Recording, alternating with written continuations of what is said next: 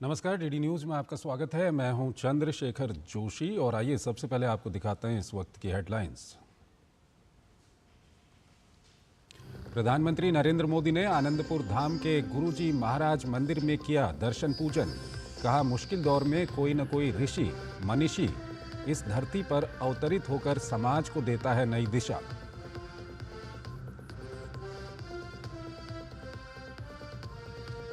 PM Modi ने वाराणसी में 3,900 करोड़ रुपए की 44 विकास परियोजनाओं का किया उद्घाटन और शिलान्यास। कहा, आज विकास और विरासत को एक साथ लेकर चल रहा भारत, इसका सबसे बढ़िया मॉडल हमारी काशी।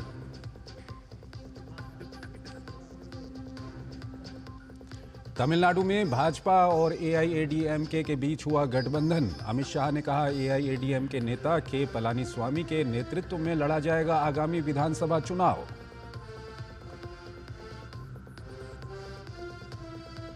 ममता सरकार के खिलाफ एसएससी शिक्षकों में आक्रोश। धरने पर नौकरी गंवाने वाले शिक्षक बोले, राज्य में शिक्षकों के भविष्य को कर दिया गया है खत्म।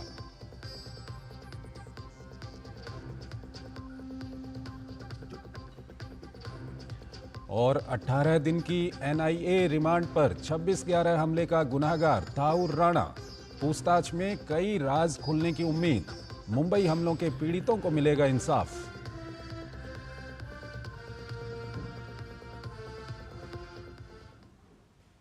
और इस वक्त एक बड़ी खबर आ रही है तमिलनाडु से। तमिलनाडु में बीजेपी और एआईएडीएमके में फिर गठबंधन। ये इस वक्त की बड़ी खबर है। अमित शाह ने ये बड़ा ऐलान किया है। उन्होंने कहा है कि दोनों पार्टियां मिलकर चुनाव लड़ेंगी। आगामी जो विधानसभा चुनाव होना है वो मिलकर लड़ेंगी दोनों पार्टियां। चुनाव के लिए गठबंधन किया गया है। अन्ना द्रमुक की कोई शर्त और मांग नहीं है। ये गठबंधन एनडीए और अन्ना द्रमुक दोनों के लिए फायदेमंद होने वाला है। इस वक्त की ये बड़ी खबर है। रितेश रंजन हमारे साथ जुड़ रहे हैं, हमारे संवाददाता। रितेश, क्या कुछ अपडेट है? तो देखिए, अभी जो पिछला लोकसभा चुनाव हुआ था उसमें अन्ना द्रमुक और भाजपा दोनों का गठबंधन नहीं था। कारण एक ही, क्या अंदरूनी कारण थे वो सबको जग जाहिर है, लेकिन जो खुलासा ढंग से हुआ नहीं था। हालांकि एआईएडीएमके का यही आपत्ति यही थी, क्योंकि एआईएडीएमके का जो मौजूदा भाजपा प्रदेश अध्यक्ष है, भाजपा के जो मौजूदा प्रदेश अध्यक्ष हैं, उन्होंने जयललिता और एमजीआर के बारे में कुछ अनुचित शब्द अपने भाषण में कह दिए थे, और इससे नाराज होकर के ही सारे एआईएडीएमके के नेता ने एक मत में यह निर्णय लिया था कि भाजपा के साथ गठबंधन नहीं रख सकते, वो एनडीए गठबंधन में नहीं रहेंगे। और वही कारण था कि एनडीए गठबंधन से एआईएडीएमके का विच्छेद हुआ, जिसका नुकसान दोनों पार्टियों को देखना पड़ा।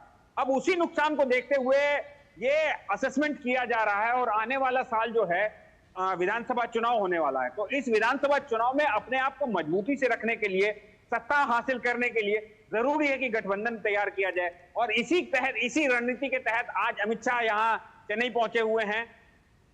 उन्होंने भाजपा के कई नेताओं से भी बात की है, और नेताओं के साथ बातचीत करने के बाद एआईएडीएमके के नेताओं से काफी समय से बातचीत चल रही थी, और यह अपेक्षा थी कि यह गठबंधन की घोषणा अमित शाह के इस दौरे में हो जाएगी। और जो हमें भी ये भी सुनने को मिल रहा था कि भाजपा का जो प्रदेश अध्यक्ष है उसको भी बदल दिया जाएगा, और ये देखने को मिल रहा है। इसमें एक चीज मैं स्पष्ट करना चाहूंगा कि नयनार नागेंद्रन, जो अभी मौजूदा दौर में भाजपा के नेता हैं, वो पहले एआईएडीएमके के नेता हुआ करते थे, और उनको भाजपा का प्रदेश अध्यक्ष उन्होंने अपना नॉमिनेशन दिया है। तो अब ये देखने वाली बात होगी कि कैसे वो प्रदेश अध्यक्ष चुना जा रहा है। हालांकि कई लोगों का दो तरह की बातें हो रही है यहाँ पे। एक धड़ा ऐसा है जो कह रहा है कि नयनार नागेंद्रन पहले से एआईएडीएमके के नेता हैं, वो यदि भाजपा के प्रदेश अध्यक्ष बनते हैं तो दो पार्टियों में का सामंजस्य अच्छा होगा, क्योंकि एआईएडीएमके में रहने के कारण उनके संबंध एआईएडीएमके के नेताओं से काफी अच्छे हैं। तो इस वजह से तमिलनाडु में एनडीए का जो गठजोड़ होगा काफी मजबूत होगा। एआईएडीएमके और बीजेपी में गठबंधन में मजबूती आएगी। लेकिन एक और ऐसा धड़ा है जो कहता है कि नयनार नागेंद्रन जो हैं जयललिता अम्मा और एडपाडी पळनिस्वामी से काफी निचले स्तर, मतलब उनसे छोटे कद के नेता थे। तो ठीक है एक धड़ा ये कह रहा है कि रितेश, एक काम करते हैं, आप हमारे साथ बने रहिए। अमित शाह ने क्या कुछ कहा है ये हम दर्शकों को जरा सुना दें पहले। एआईडीएमके और भारतीय जनता पार्टी के नेताओं ने मिलकर तय किया है कि आने वाला तमिलनाडु विधानसभा चुनाव एआईडीएमके, भारतीय जनता पार्टी और सभी साथी दल मिलकर एनडीए के नाते लड़ेंगे। ये चुनाव राष्ट्रीय स्तर पर नरेंद्र मोदी जी के नेतृत्व में और राज्य स्तर पर एआईडीएमके के नेता एडपाडी जी के नेतृत्व में लड़ा जाएगा।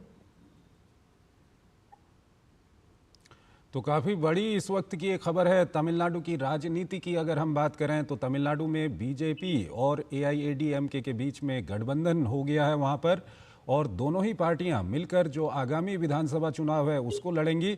रितेश रंजन हमारे साथ जुड़े हुए हैं। रितेश, यहाँ पे एक और महत्वपूर्ण बात यह है कि जो अमित शाह ने वहाँ पर प्रेस से बातचीत की है, कहीं ना कहीं ये भी उन्होंने कह दिया है कि ये चुनाव पलानीस्वामी के नेतृत्व में लड़ा जाएगा। तो ये कितना महत्वपूर्ण यहाँ पर फैक्टर है, क्योंकि चुनाव से पहले ही एक नाम दे दिया गया है। देखिए, इस बात से तो कहीं इनकार नहीं किया जा सकता, जो पिछले साल जो विधानसभा चुनाव हुए थे उसमें एंटी इनकम्बेंसी का फैक्टर नहीं था। एडपाडी पळनिस्वामी मुख्यमंत्री थे और 2 टर्म का उनको एआईडीएमके को 2 टर्म का कार्यकाल मिला था, जिसमें सेकेंड टर्म में एडपाडी पळनिस्वामी मुख्यमंत्री बने थे। तो और उनके कार्यकाल में वो जो कहते हैं ना कि एंटी इनकम्बेंसी, वो माहौल नहीं था। उन्होंने अपने 4 साल के कार्यकाल में अच्छा काम किया था जनता के लिए, और जनता के बीच उनकी अच्छी पहुंच भी बनी हुई थी। एक मजबूत नेता, जहां एडीएमके में सिर्फ अम्मा की पूछ हुआ करती थी, अम्मा के अलावा एक नाम आता था, वो शशिकला थी, लेकिन वो भी बैक स्टेज, उनको फ्रंट में कभी नहीं देखा गया था। तो ऐसे में एडपाडी पळनिस्वामी का आगे आना और अपनी पहचान बनाना बड़ी बात होती है। और अब जब एआईडीएमके में घोषणा की गई है तो इस जीत से इनकार नहीं किया जा सकता कि एडपाडी पळनिस्वामी की जो अब शाख है वो समांतर होने गई, वो एआईडीएमके के सबसे बड़े लीडर के तौर पे जाने जा रहे हैं। ठीक है, और ठीक है उनको यदि मुख्यमंत्री का चेहरा घोषित किया जाता है तो इससे न केवल भाजपा बल्कि एआईडीएमके और पूरे एनडीए गठबंधन को फायदा होगा। ठीक है रितेश, बहुत बहुत शुक्रिया आपका। ये इस वक्त की बड़ी खबर है, ये हम तक और दर्शकों तक पहुंचाने के लिए। और आइए अब अगली खबर की ओर आपको लिए चलते हैं। प्रधानमंत्री नरेंद्र मोदी ने मध्य प्रदेश के अशोकनगर जिले में गुरुजी महाराज मंदिर में दर्शन किए। पीएम ने वहां पूजा अर्चना भी की। प्रधानमंत्री ने आनंदपुर धाम के मंदिर परिसर का भ्रमण किया। ये स्थान आध्यात्म का बड़ा केंद्र है।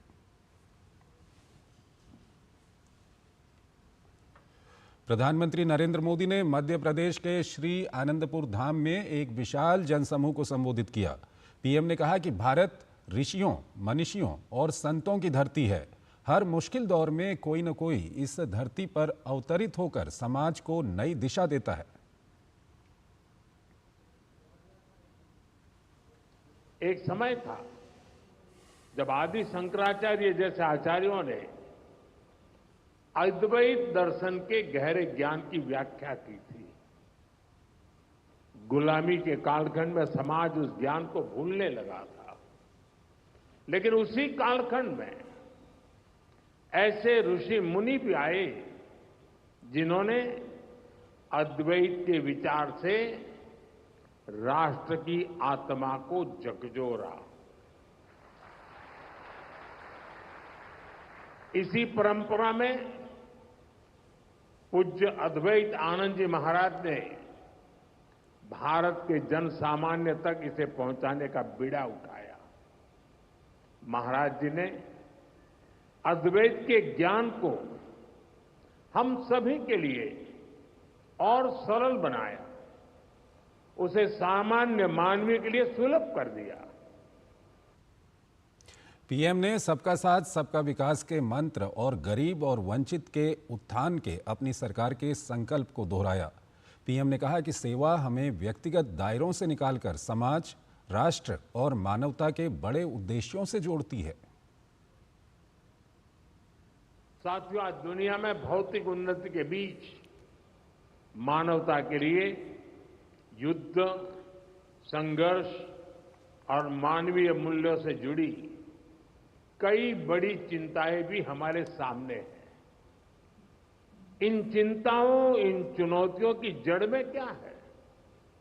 इनकी जड़ में है अपने और पराये की मानसिकता। वो मानसिकता जो मानव को मानव से दूर करती है। आज विश्व भी सोच रहा है इनका समाधान कहां मिलेगा? इनका समाधान मिलेगा अद्वैत के विचार में।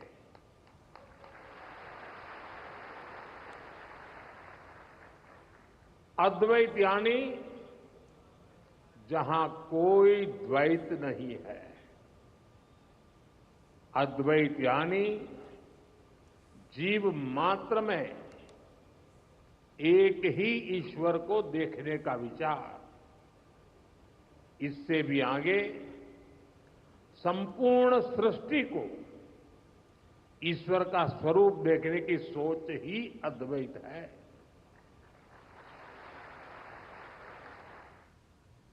खबरें अभी और भी हैं, लेकिन यहां पर एक छोटा सा ब्रेक लेते हैं।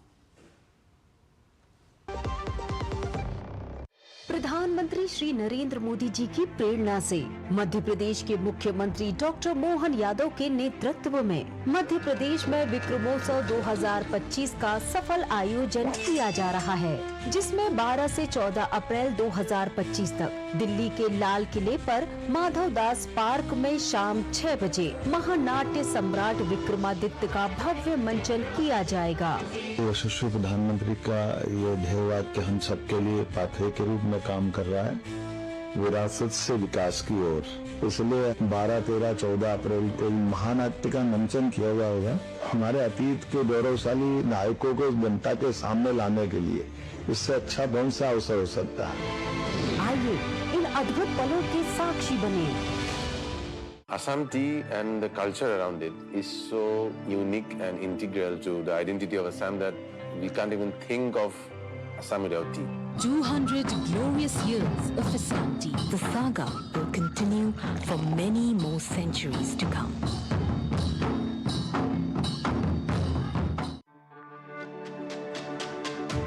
मेरी पसंद, मेरी पसंद, मेरी पसंद, मेरी पसंद, हमारी पसंद, हम सबकी पसंद। मजबूत देश का मजबूत सरिया हो गया स्टील।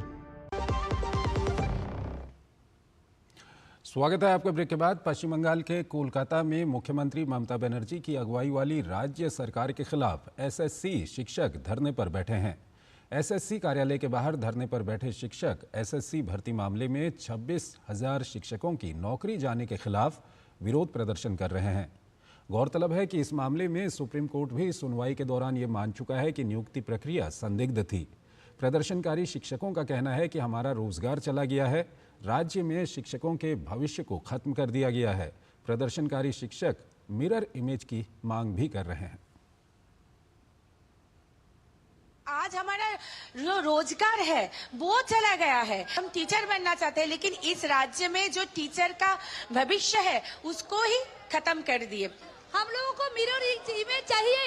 मिरर इमेज जो है ये एसएससी कल मान लिया है, तो यहाँ पर इसका कोई कंफ्यूजन है ही नहीं कि मिरर इमेज नहीं है।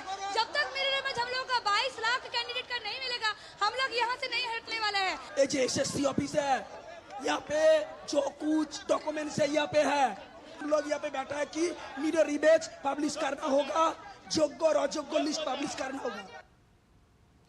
पश्चिम बंगाल विधानसभा में विपक्ष के नेता और भाजपा नेता शुभेंदु अधिकारी ने मालदा जिले के हिंसा प्रभावित मोथाबाड़ी इलाके का दौरा किया। उन्होंने तुष्टीकरण की राजनीति पर निशाना साधते हुए कहा कि ममता बनर्जी मुस्लिम वोट को मजबूत करके अपनी सीट बचाने में लगी हैं, जबकि किसान, गरीब और हिंदू समाज पर लगातार अत्याचार बढ़ते जा रहे हैं। मुस्लिम वोट को कंसोलिडेट करके आपने सीट बचाना और तुष्टीकरण की राजनीति करने वाला ममता बनर्जी को फिर एक बार मुख्यमंत्री बनाने के लिए ये वोट बैंक का पॉलिटिक्स में इस तरीके से अत्याचार हमारी किसान, हमारी जादव समाज, हमारी गरीब, हमारी शेड्यूल कास्ट, हिंदू समाज के ऊपर हुआ है। कोर्ट को भी इसमें दखलदारी देना चाहिए। और फाइनली नेता प्रतिपक्ष के नाते मैं पिछले 4 साल बहुत एरिया में जहां हिंदू के ऊपर अत्याचार हुआ मैं बंद करने का काम किया।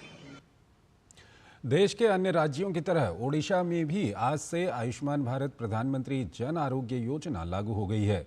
केंद्रीय स्वास्थ्य मंत्री जेपी नड्डा ने कटक में मुख्यमंत्री मोहन चरण मांझी के साथ आयुष्मान भारत प्रधानमंत्री जन आरोग्य योजना, गोप बंधु जन आरोग्य योजना और आयुष्मान वय वंदना योजना के शुभारंभ कार्यक्रम में भाग लिया। इस योजना के तहत प्रत्येक गरीब परिवार को प्रतिवर्ष 5 लाख रुपए का स्वास्थ्य कवर प्रदान किया जाएगा।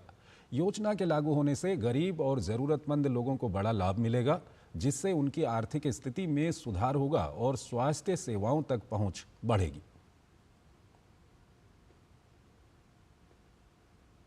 26/11 मुंबई बम धमाके से जुड़े मामले में अमेरिका से भारत में प्रत्यर्पण कर लाए गए आतंकी तहाउर राणा से केंद्रीय जांच एजेंसी NIA विस्तार से अब पूछताछ कर रही है। जांच एजेंसी को पटियाला हाउस कोर्ट की ओर से 18 दिनों की कस्टडी मिल गई है। पूछताछ में मुंबई आतंकी हमले से जुड़े कुछ अहम खुलासे होने की उम्मीद की जा रही है। राष्ट्रपति द्रौपदी मुर्मू 2 देशों पुर्तगाल और स्लोवाकिया की यात्रा पूरी कर आज स्वदेश के लिए रवाना हो गई हैं। स्वदेश लौटने से पहले राष्ट्रपति मुर्मू ने स्लोवाकिया में फिक्की प्रतिनिधिमंडल के भारतीय व्यापारियों के साथ अनौपचारिक बातचीत की। इस मौके पर उन्होंने कहा कि इंडस्ट्री, बिजनेस, ट्रेड विकास की एक धारा है। राष्ट्रपति मुर्मू ने कहा कि बिजनेस और आर्थिक उन्नति के साथ साथ हमें अपने साथी वर्कर्स को आगे बढ़ाने पर भी विचार करना चाहिए। राष्ट्रपति द्रौपदी मुर्मू की स्लोवाकिया की यात्रा में दोनों देशों के बीच आर्थिक सहयोग बढ़ाने पर जोर दिया गया है। ब्रातिस्लावा में डीडी न्यूज की संवाददाता जयंती झा हमें इस बारे में और अधिक जानकारी दे रही हैं। आइए ये रिपोर्ट देखते हैं। भारत और स्लोवाकिया के बीच काफी करीबी सांस्कृतिक और ऐतिहासिक संबंध रहे हैं और अब राष्ट्रपति द्रौपदी मुर्मू की स्लोवाकिया यात्रा के बाद दोनों देशों के बीच आर्थिक और सांस्कृतिक संबंधों में नया आयाम जुड़ रहा है। India is a global leader in AI research and data science. By combining Slovakia's strength in engineering and precision manufacturing with India's AI capabilities, both countries can drive innovations across many sectors. Your expertise can be leveraged to introduce AI-driven automation, predictive maintenance, or optimization techniques in Slovak industry. अपनी यात्रा के दौरान राष्ट्रपति मुर्मू ने Slovakia Bharat व्यापार मंच को संबोधित किया और स्लोवाकिया में भारत उद्योग समुदाय के सदस्यों से बातचीत की। इसके अलावा राष्ट्रपति द्रौपदी मुर्मू ने बृहस्पतिवार को स्लोवाकिया के नित्रा में टाटा मोटर्स के जगुआर लैंड रोवर संयंत्र का दौरा किया। इस दौरान उन्होंने लैंड रोवर डिफेंडर इकाई के रोल आउट को भी देखा। 1.4 बिलियन यूरो के निवेश के साथ इस प्लांट की वार्षिक उत्पादन क्षमता 1.5 लाख वाहनों की है। इंडिया से सब लोग इधर मिलके फैक्ट्री में काम कर रहे हैं, उन सबको अच्छा लग रहा है। सब वर्किंग कंडीशंस बहुत अच्छा है इधर, सब लोग खुश है और भी लोग आने वाले हैं। सब मिलके इधर गाड़ियां बनाते हैं JLR के लिए। मैं पिछले 2 साल से स्लोवाकिया में हूँ और प्रेसिडेंट आए हमारे यहाँ पे, मुझे बहुत अच्छा लगा मिलके उनसे। I am really grateful that I got an opportunity to see her in person. मैं आज राष्ट्रपति से मिलके इतना बड़ा खुश हुआ हूँ कि जब मेरे घर वाले देखेंगे, मेरे गांव वाले देखेंगे, मेरे शहर वाले देखेंगे, वो भी बहुत खुश होंगे, क्योंकि मैं फर्स्ट टाइम राष्ट्रपति को इंडिया में नहीं देखा था, लेकिन यहाँ पे देख रहा हूँ। मैं इसलिए जागवार का भी बड़े दिल से धन्यवाद करता हूँ। जहां एक और राष्ट्रपति द्रौपदी मुर्मू की स्लोवाकिया यात्रा दोनों देशों को सांस्कृतिक और आर्थिक रूप से करीब लाने का काम करेगी, तो वहीं दूसरी ओर व्यापार में विविधता लाने पर भी जोर देगी, जिससे भारत स्लोवाकिया मैत्री और अधिक मजबूत होगी। Two leaders also witnessed the exchange of two memoranda of understanding. One of the MOUs is between the Sushma Swaraj Foreign Service Institute of India, and the Ministry of Foreign Affairs of Slovakia. The other one is is regarding cooperation in the field of small and medium enterprises between the NSIDC and the business Slovakia. व्यापार एक बहुत अहम मुद्दा था राष्ट्रपति द्रौपदी मुर्मू के Slovakia दौरा का, जिसमें दोनों राष्ट्रपति ने कई बार बोला कि दोनों देशों के बीच में द्विपक्षीय व्यापार बढ़ाने की ज़रूरत है। स्लोवाकिया के प्रेसिडेंट पीटर पेलेग्रिनी ने ये कहा कि पिछले 5-6 सालों में द्विपक्षीय व्यापार ऑलमोस्ट डबल हो गया है दोनों देशों के बीच में।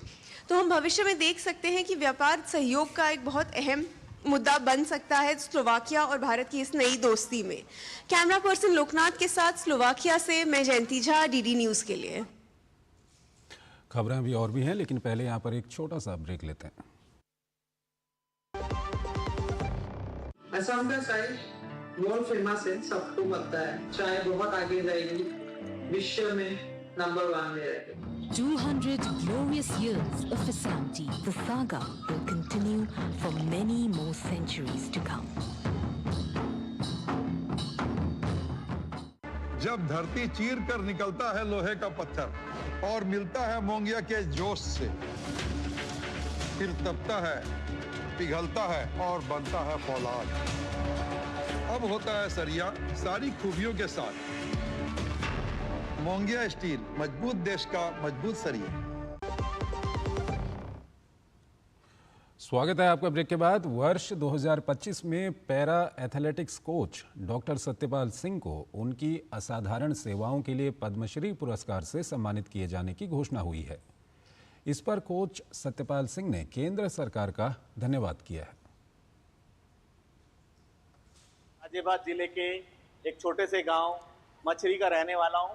मैं लास्ट 20 ईयर से पैरा एथलीट को कोचिंग कर रहा हूं और इसी को ध्यान में रखते हुए भारत सरकार ने 2012 में मुझे द्रोणाचार्य अवार्ड से सम्मानित किया है और इसी साल 2025 में मुझे पद्मश्री से नवाजा गया है। मेरे एथलीट ने ओलंपिक, पैरा ओलंपिक्स और वर्ल्ड चैंपियनशिप में मेडल जीते हैं और ये बहुत ही बड़ी उपलब्धि है मेरे लिए। दिव्यांगों के लिए एक बहुत बड़ा प्लेटफॉर्म मिला है। पूरे हिंदुस्तान में जो दिव्यांग व्यक्ति हैं उनके लिए एक बहुत बड़ा प्लेटफॉर्म सरकार ने तैयार किया और हम जैसे लोगों ने काम करके तैयार किया है।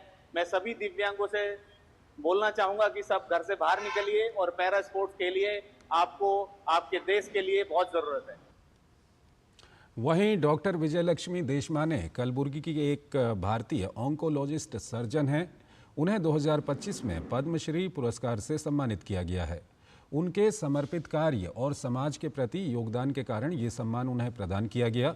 वहीं इस उपलब्धि पर उन्होंने प्रधानमंत्री मोदी का शुक्रिया अदा किया। Usually it is given to the royal families, but Modi ji sir has nominated to me the slum dweller. I take it as Modi ji sir chamatkara. My friends, plenty of friends, they used to ask me all the time when you are getting the national award, and Modi ji sir has nominated me for the Padma Award 2025. He has answered, Modi ji sir has answered everyone.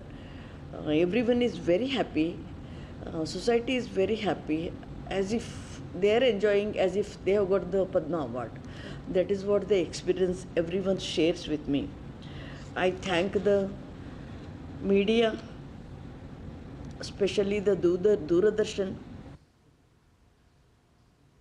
गर्मी के दिनों में बुंदेलखंड के कई गांवों में जल स्तर नीचे पहुंच जाने के कारण पानी का संकट हो जाता है।